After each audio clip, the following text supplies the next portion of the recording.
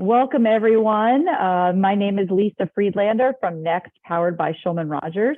We're really excited to be here today for our November partner webinar offered by Figure Equity Solutions for a hot topic around key considerations for your next price round.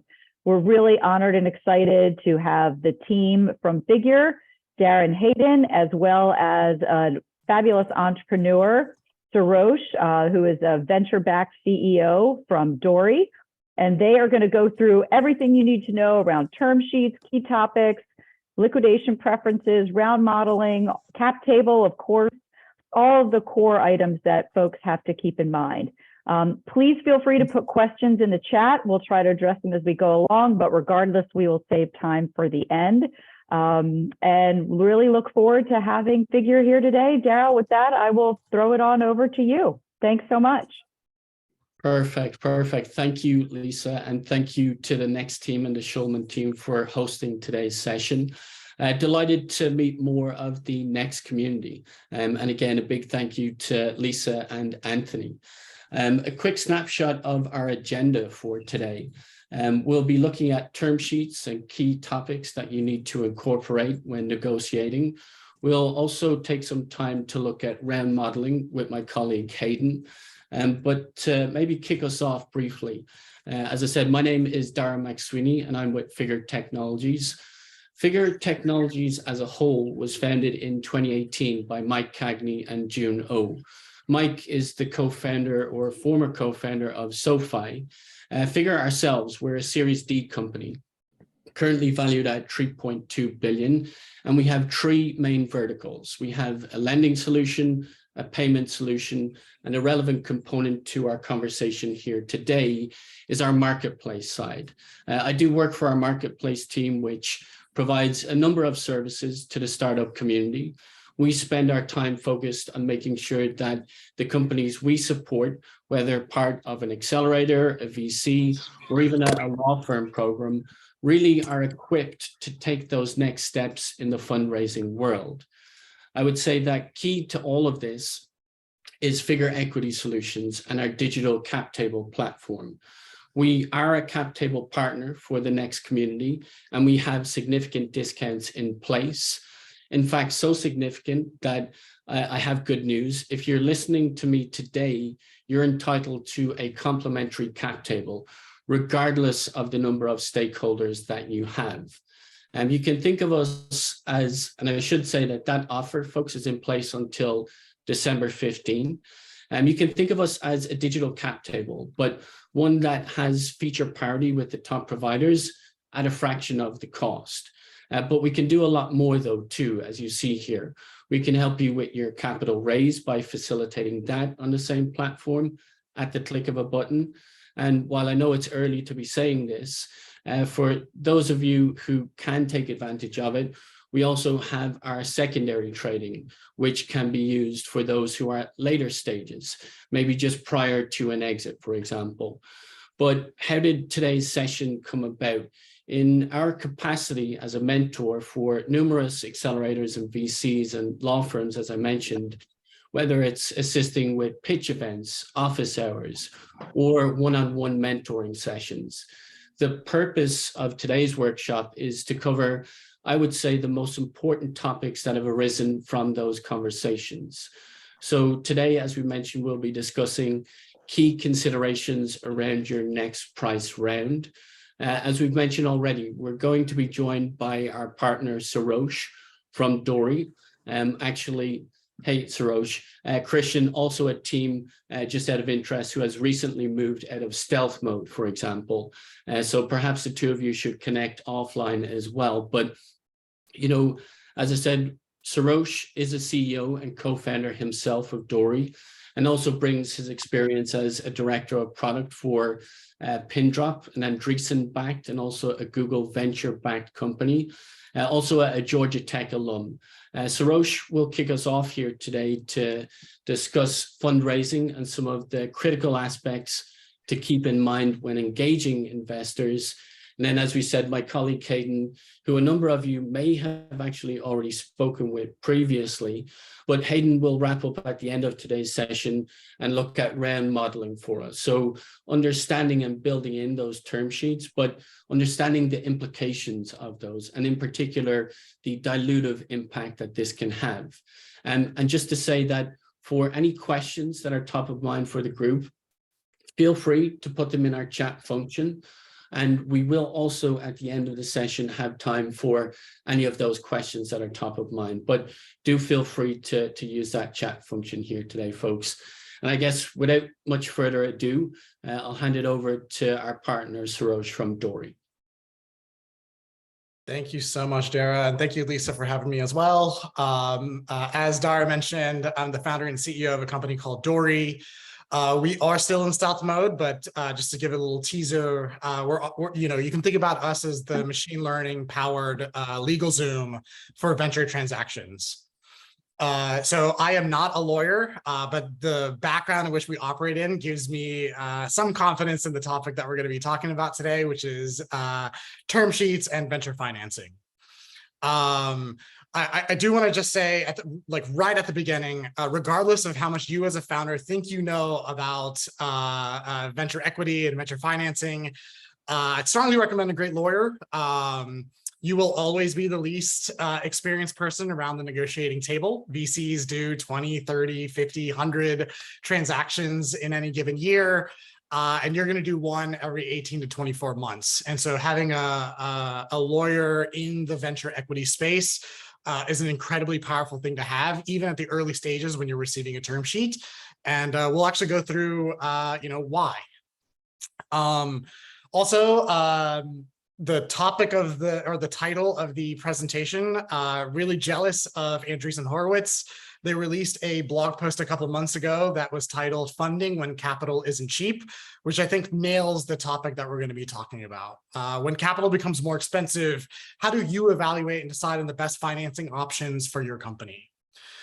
I also know that every time I give this talk in this presentation, there's varying levels of knowledge on financing, or venture equity financing. So, feel free to say, hey, Sarosh, please slow down. I don't know what this topic means, or can we talk and shift to something else? We're going to be talking about price rounds in this presentation quite a bit, but I've seen these sort of pivot to 30 minutes on a safe.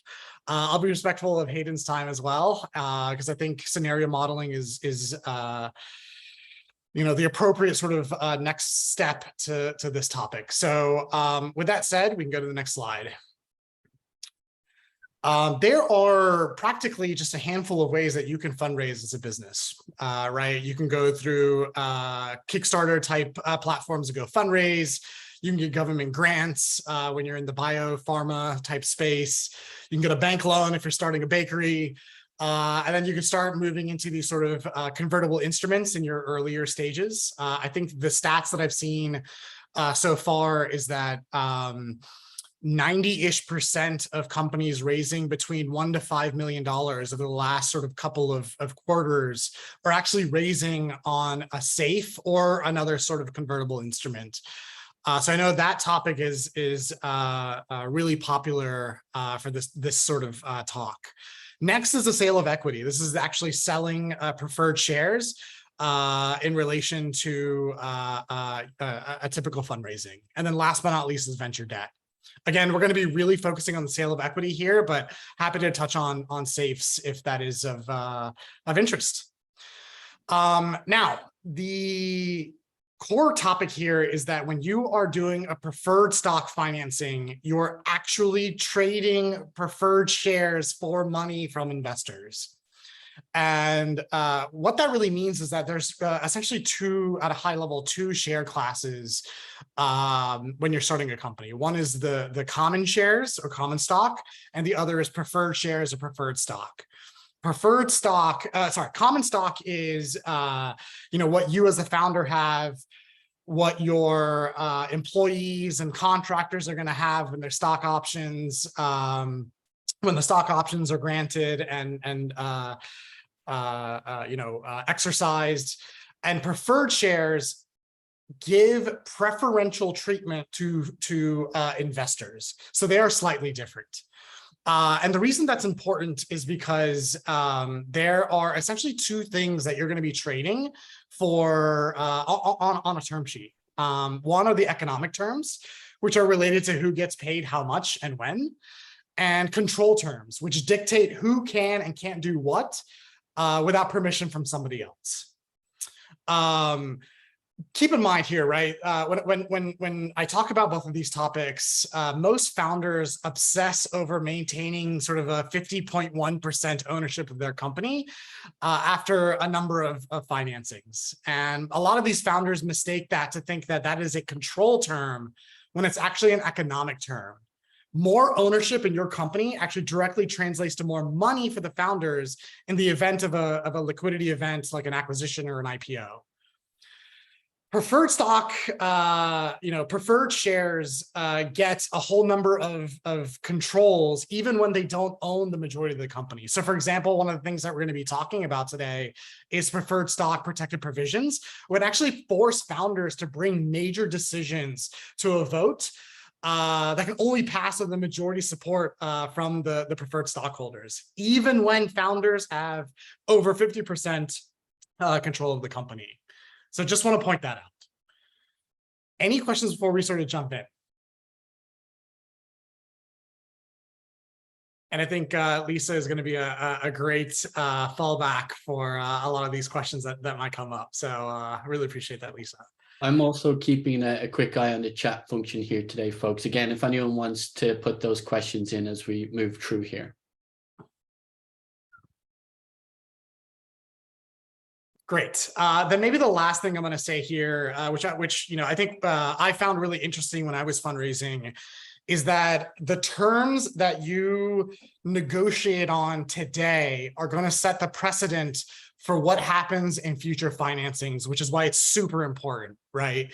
If you raise a Series A today, 18 to 24 months later, you're raising a Series B round, those investors are going to say, hey, these investors in your previous round got these sort of types of controls.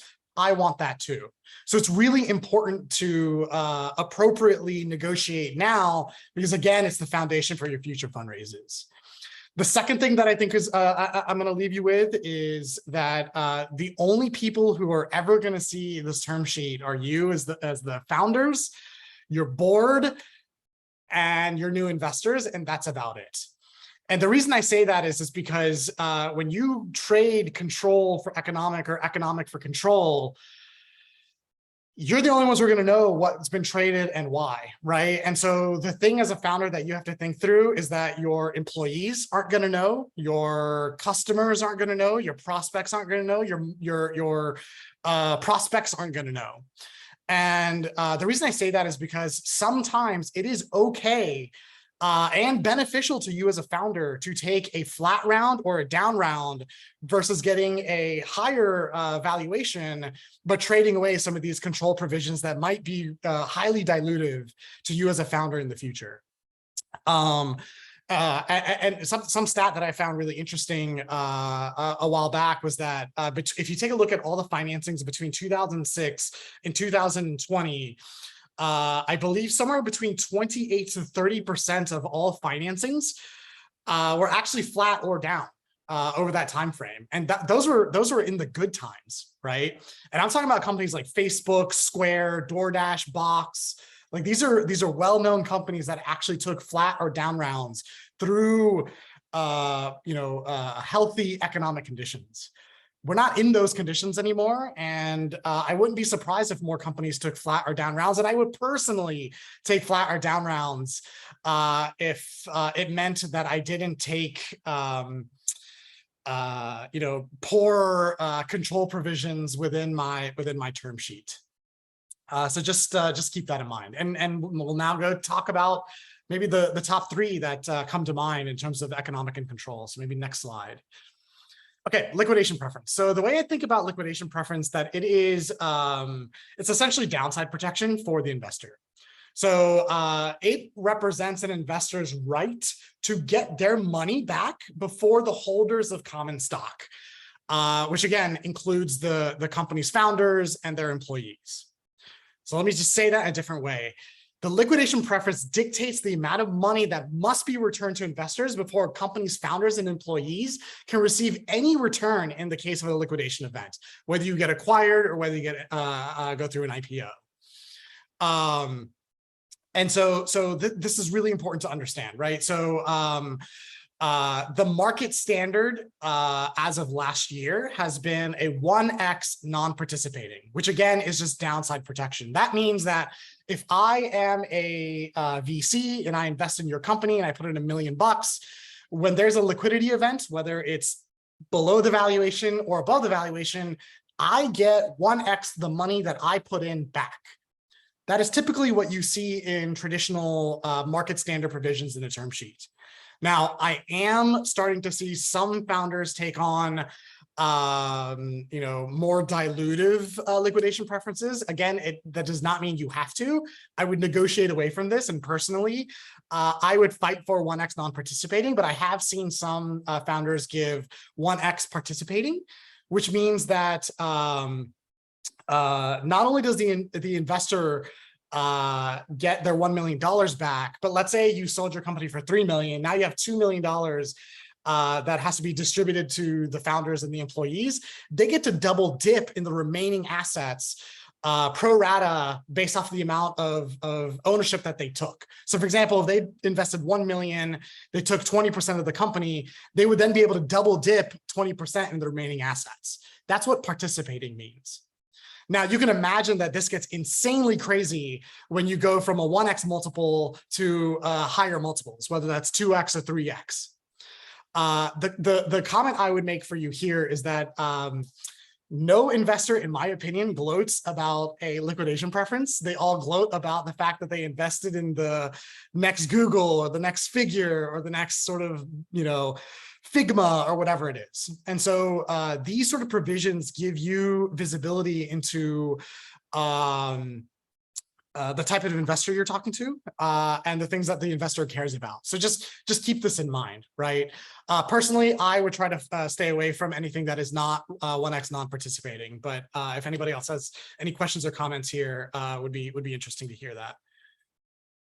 Just to call out, we do have one question from Robert, and I know we look at valuations in a few minutes, so it might be most appropriate for there, but the question is, how accurate are company valuations with respect to term sheets? It amazes me that these companies figure 10 to 100x off of a valuation not even conducted by, let's say, reputable third-party firms. So I guess the question is, how accurate are company valuations with respect to term sheets?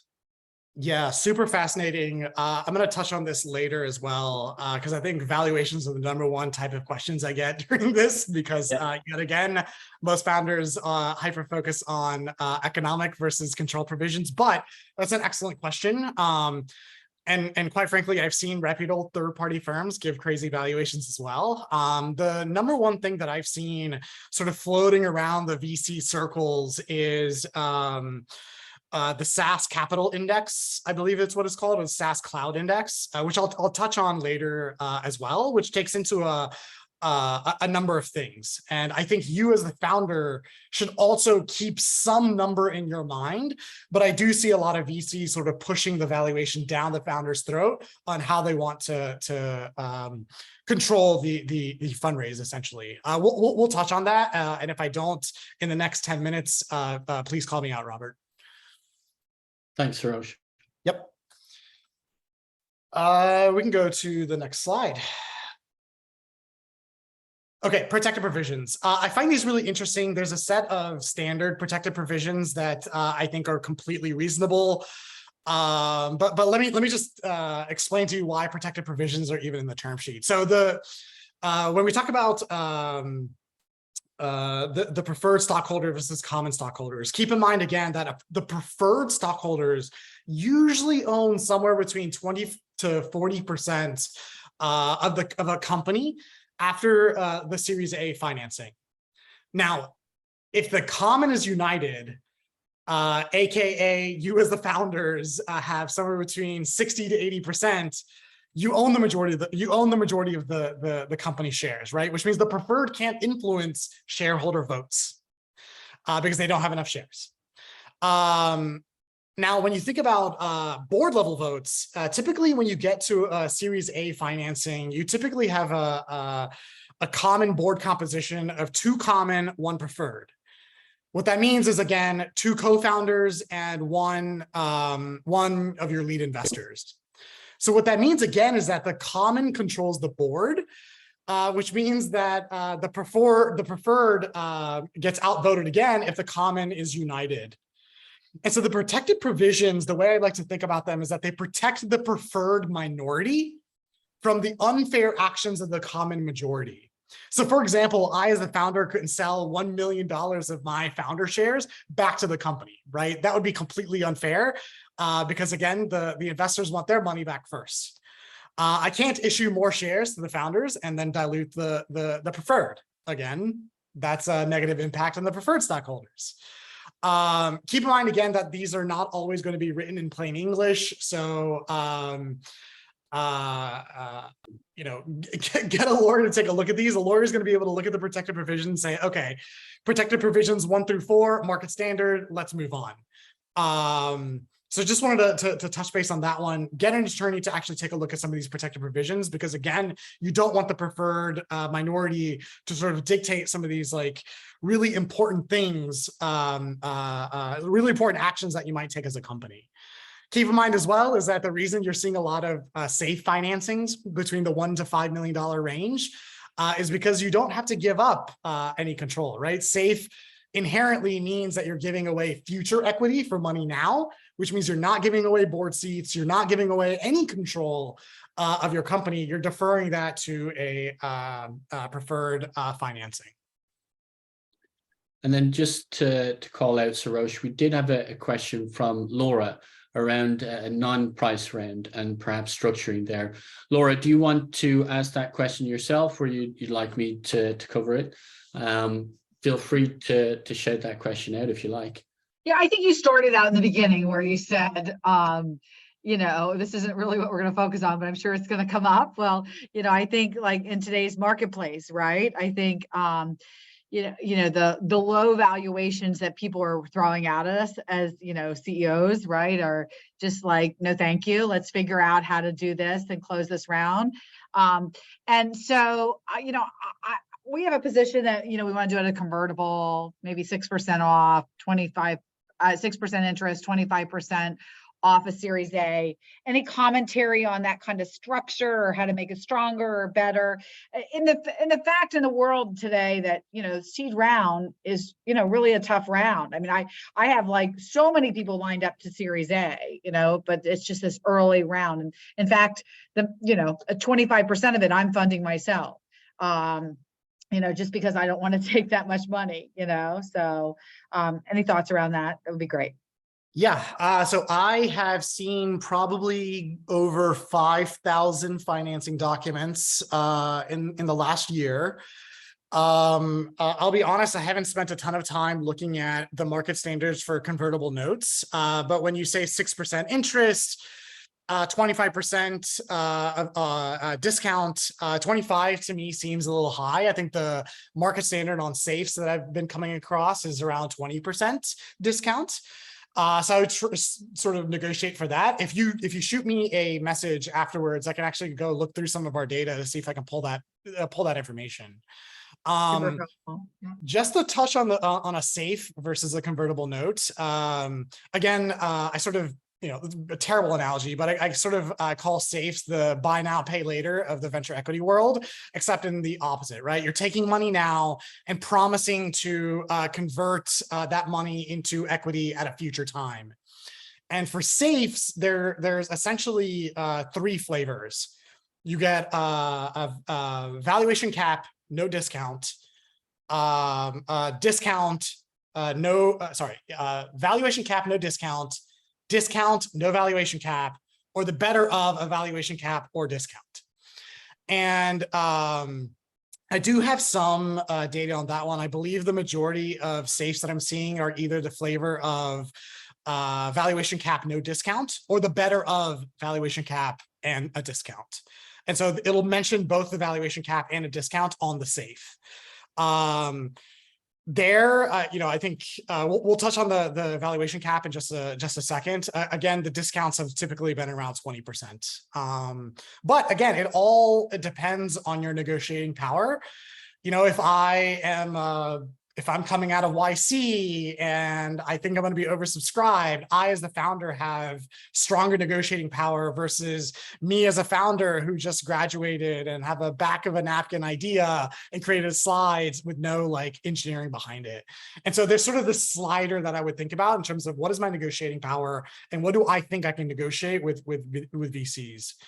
Hopefully that touched on the idea, but maybe we can jump to the valuation slides here in a second. I'll just add a 30-second comment on the next slide, Dara, and then we can jump to the next. Absolutely. And Laura, thanks for the question. We'll make sure you're in touch with Sarosh afterwards as well. Yes, thank you so much. And yes, echoing Lisa, the biggest difference between a SAFE and a convertible note carries debt, SAFE is not debt. Thank you, Lisa. All right, so anti-dilution protection. This is the one where I'm the strongest in pushing back on. There are essentially two flavors of anti-dilution, and these are used to protect investors in the event that a company issues equity at a lower valuation than in a previous financing round. And 99.8% of term sheets that I've seen have a broad-based weighted average, which means that if I raised $10 million at $1 per share in my previous round, and I'm raising like $500,000 at 70 cents a share, broad-based weighted average will take the number of shares and the price per share on the previous round and sort of average it with the number of shares and the price per share that I'm raising on this round. A full ratchet is where whatever you're raising on this round is going to reprice everything you've done previously, regardless of how much you're raising and at what price per share you're raising on. Strongly recommend pushing against full ratchet anti-dilution. It is insanely dilutive to founders. I think the thing that most founders are learning today is that I might have to take a flat round or a down round, which means that these anti-dilution protection provisions may kick in. You do not want full ratchet anti-dilution. Fight back for broad-based weighted average. And then we can just continue to the next slide. Okay, so valuation caps. Again, number one question I receive. I'm going to try to breeze through this to give Hayden some time. Sorry, was there a question? Yes, what does full ratchet mean? Full ratchet means that, if we can go back to the previous slide, I think there's an example in here. If I haven't put one in, shame on me. Yeah, full ratchet. If you take a look at the example, bullet number one, if a startup raised $500,000 on 50 cents a share, sorry. You've raised a Series A, 10 million Series A at $1 per share. And then in the future, I'm now raising some sort of like, maybe I call it a bridge round or a Series B, terrible example, by the way, 500,000 at 50 cents a share. Full ratchet would reprice my entire company based off of just the amount I'm raising at this round. So if I'm raising $500,000 at 50 cents a share, the Series A gets repriced at 50 cents a share. Massive impact to dilution on the founders. Words. It means that it goes to previous financings, what you negotiated now. Pretty much, yes. Yeah. The formulas for both of these, you'll start seeing them on the term sheet. The term sheet won't just say anti-dilution protection, broad-based weighted average. It'll have a specific formula. You just want to make sure that the formula for broad-based weighted average is the formula that's in the term sheet. And more than happy to share that afterwards. You can also look at the what's called the NVCA form term sheets, which is the National Venture Council Association term sheet. They have both flavors of anti-dilution protection. Okay, so company valuation. Now, I'm going to caveat this with just saying that what's happening in the public markets is not what is happening in the early stage fundraising events. So what I'm saying, sort of ignore it, but just want to give a quick a rundown of what's happening in the public markets. So this is, I think this was a slide taken from Craft Ventures presentation operating during a downturn. I believe this was sort of in the early days of COVID. And then I think the graph has been since then updated through the SaaS index or SaaS Capital Index or SaaS Cloud Index, forget what they're called. Typically what you see is that valuations are sort of broadly thought about a multiple times some forward projected revenue. Sort of right. We'll get into some of the details, but what we saw during COVID was that these like companies started to have a 15x multiple on forward projected ARR. And then some of the high growth tech stocks, whether that's Datadog, whether that's HashiCorp, whether that's Twilio, you name it, Zoom, they started to show these sort of like 35x multiples on their forward projected revenue. Now that sort of COVID has come to the downturn, what you're seeing is these like massive bloodbath in the public markets for tech stocks because they're all being reevaluated in terms of their valuation. And now what you're starting to see is somewhere between a 5.5 to about an 8x multiple. I think they're hovering around a 7x now. So they're sort of back in the upswing. Again, what you're seeing in the public markets actually not what I'm seeing in seed and early stage investments. What I'm seeing in the early stage investments is that quarter over quarter over the last like year, valuations have sort of been flat. Pre-money valuations have been flat. And so,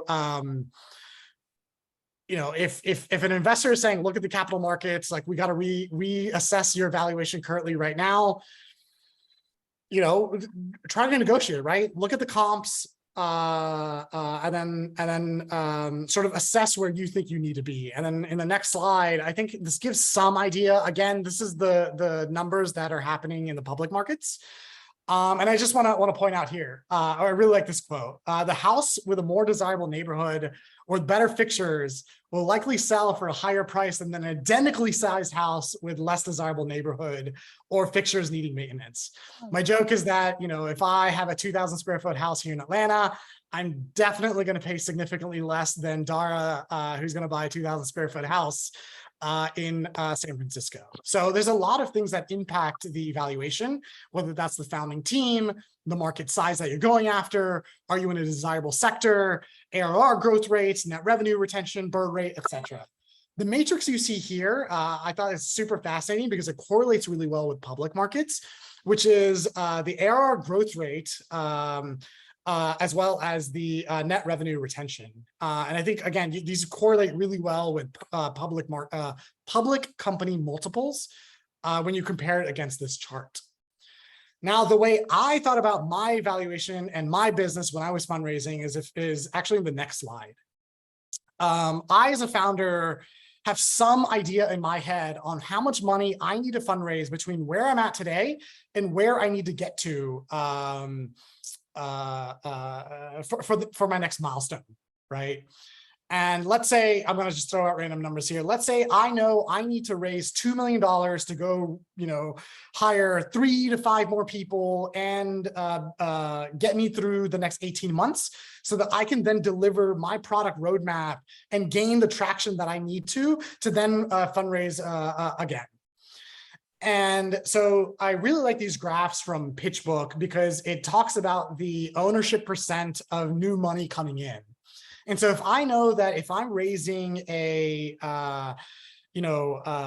seed, you know, if I'm raising a seed or a Series A financing, and I know that that new investors are going to take somewhere between 20 to 30% of my company, I can make a really educated guess about the post-money valuation, right? So, for example, we were pre-revenue when we fundraised, and we sort of used this sort of model plus some comps when we were negotiating the valuation cap. And again, if I knew that I needed to raise $2 million to get to the next milestone, and I'm going to give away about 25% of my company, I know that I need, 20% of my company, I know I need a post-money valuation of roughly 10 million, which means that 10 million minus the new money that I'm raising equals pre-money. So I need an 8 million pre-money valuation and a 10 million post-money valuation with 2 million that I'm raising today. That's sort of the way I used to negotiate my valuation cap. And I think that's it. Again, really read through the term sheet that you receive, really take into consideration both the economic and control provisions when you're fundraising. I really hire a great attorney who's done venture equity transactions to support you along that journey, even on the term sheet side. Awesome. Sarosh, thank you so much for your insights. Hope everyone has been enjoying that so far. What we'd like to actually do next, folks, is, incorporate, as we said earlier, into our agenda, incorporate these details into the round modeling feature that we have here at Figure. I'm going to hand this over to my colleague Hayden, who will run us through the round modeling showcase, a pro forma cap table, and the focus, obviously, as we've been chatting about here today, being aware of the potential dilutive impact of those term sheets. So Hayden, I'm going to maybe briefly stop sharing my screen. Does that work for you? Yep, that's perfect. Thank you.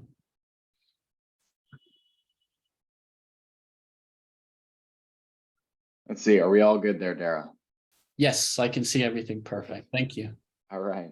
Well, thank you so much, Sarosh. I think you set this up perfectly and really a fantastic overview. Right in line with term sheets, we're really big fans of next round modeling.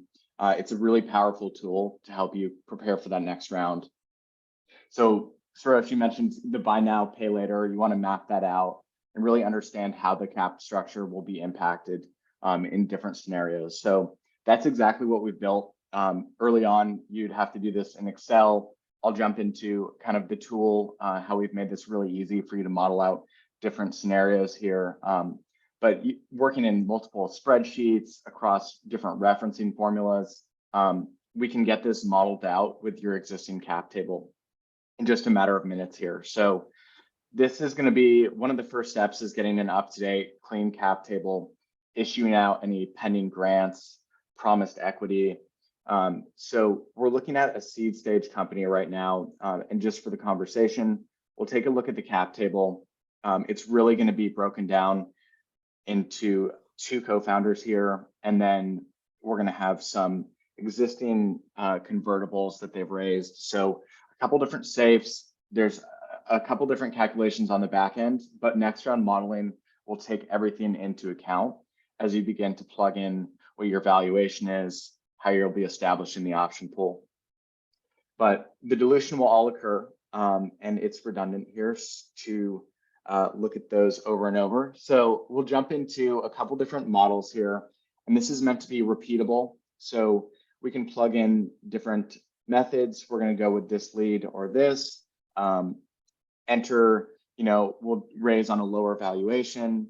So we can plug those in to round modeling. And just at the click here, there's a couple fields, but we'll jump into an existing round model here for a Series A. So in this case, we'll be looking at raising 10 million on a 35 million pre-money valuation. And really, there's a couple inputs here. So naming the round model, when the round date will be. And so that's going to impact any interest that's accrued with convertible notes to help you out there, so you're not having to run those calculations. And we'll plug in pre-money valuation, new cash raised, and then we'll also be establishing an option pool. Typically, we'll see the 10 to 20% for the option pool. But this is kind of the key right here, is that there's going to be some existing convertibles on the cap table that are all going to take into account for this round.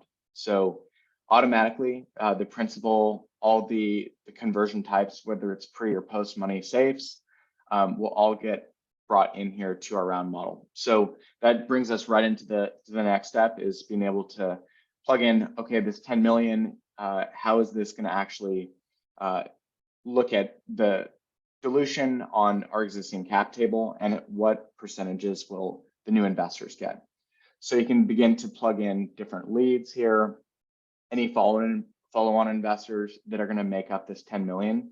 So that's what we've done. We have the lead contributing 8, and then a couple different follow-ons here. And then just with a click here, we can calculate the model. So this will run, and you're going to generate what's your pro forma cap table. So you can have a nice snapshot of the pre-round, how the notes, any safes will be converting, and really set you up for those next steps. So this is meant to be repeatable. You can map out as many different scenarios as you need to. And then you'll have the post-money details. So how many shares you're going to have that are going to be total fully diluted share count, how your equity incentive plan will increase. So we'll see we had 0 before, and at this round, we're going to that 15%. And at the very bottom here, we'll see our new investors being brought on. So there is going to be pro rata in some cases where you won't want certain investors to be diluted in the next round. They may have those rights. So you can absolutely put those mechanics into this model to make sure that the ownership is maintained throughout the next round. So we'll see, we have various things going on. We have the safes converting. These are pre-money safes, so they'd be 14%. And then after the new round, they'll be around 7% here. And then the founders have a really good idea of what they're going to be looking at. So they went 50-50 into the round. And in this case, raising the 10 million, they'll be looking at about 23% each. So this is just a really important tool to run. Make sure you have a clear picture of how different term sheets will impact the existing cap table. But it's also meant to be repeatable. So as soon as you do the reconciliation, issue the new shares, this would be after into the Series A. So you can establish your option pool. That's been established.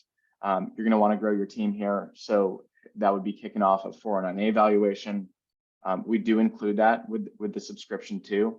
So that's a really important piece to be able to issue options in compliance. So I'll keep it short here. I do want to leave some time for questions too, Dara, but I'll let you kind of take the mic back here, or Lisa.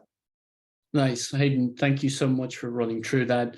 And I'm probably right in saying, do you think that this is by far the most popular tool that we've made this year available for our clients? Yeah, absolutely. And I would say we also have, as much as, it can be a pain getting in Excel sometimes, you do want to see how things are being calculated. So we do have, in addition to the digital version, an Excel version too, where you can actually go in, adjust the formulas, and actually have that clarity. So a couple different ways that you can work with around modeling. Agreed. Thank you for showing that to us, Hayden. I guess just a couple of things before we close out. We will share this deck with you afterwards. You'll have our contact details to speak with us. Do just want to highlight again, we don't need to dwell on it too much. There's an exceptional offer in place at the moment through December 15th, a completely complimentary cap table. But again, do want to open it up for maybe any final questions as we close out the session. I know that we've been doing a decent job of allowing some of those questions filter through as we've run through the session. But yeah, curious if anyone wants to ask anything that's top of mind. Perhaps we didn't quite touch on it just yet. Maybe we didn't address something you expected to talk about here today. But at the moment, I don't see questions in our chat function. Again, we will share our contact details afterwards, folks. We are available for any questions or follow-up. Both our team, Dori, and obviously Next as well, here to make things easy for you. Yes, thank you guys so much. We'll just pause for a moment. Any questions, feel free to unmute yourself. If you haven't put one in the chat, that's perfectly fine too. As Dara mentioned, we will circulate the deck along with the recording for today and this phenomenal offer from Figure. So if you have any follow-up questions, you'll have a way to get in touch with Dara and the team. So really appreciate everybody being here. Any final questions before we let you all go, give you 10 minutes back in your day? We really appreciate everybody being here, as well as Dara, Hayden, and Sarosh. Really incredible, always hot topics, always important to understand. Obviously on the legal front, this is what we do all day, every day. And you've got an incredible platform with Figure. So I encourage everybody to take a real close look at what they're doing. It's really high caliber, top notch, and just really intuitively, beautifully done. So I suppose I have no additional questions. Thank you all so much for being here, and stay tuned for our December partner webinar. We'll include that in the follow-up email as well, but you can always check out our events page on next.law.